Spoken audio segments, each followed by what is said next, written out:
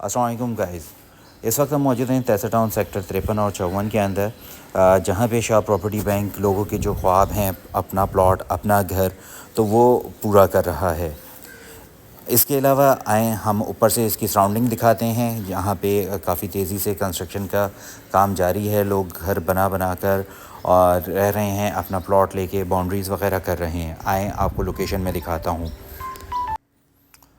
तो गाइज़, ये जो सामने आपको नज़र आ रहा है ये सेक्टर 53 है, जहाँ पे आपको नज़र आ रहा है कि काफ़ी सारे लोगों ने बाउंड्रीज़ कर ली हैं, कंस्ट्रक्शन का काम जारी है। और सामने आपको जो हैवी व्हीकल नज़र आ रही है ये नॉर्दर्न बाईपास है, सेक्टर 53 नॉर्दर्न के बिल्कुल साथ ही है। इसके अलावा मैं थोड़ा सा जूम करके अगर दिखाऊँ तो आप ये देख सकते हैं सेक्टर 53A में बहुत तेज़ी से घर बनाकर लोग रिहाइश इख्तियार कर रहे हैं। ये जो आपको जगह नज़र आ रही है ये 100 फीट रोड है, जो कि सेक्टर 53 और 54 को डिवाइड करता है। ये पीछे जो आपको आबादी नज़र आ रही है ये सेक्टर 50 है। गैस बिजली पानी तमाम सहूलियात हैं और लोग भरपूर तरीके से रह रहे हैं।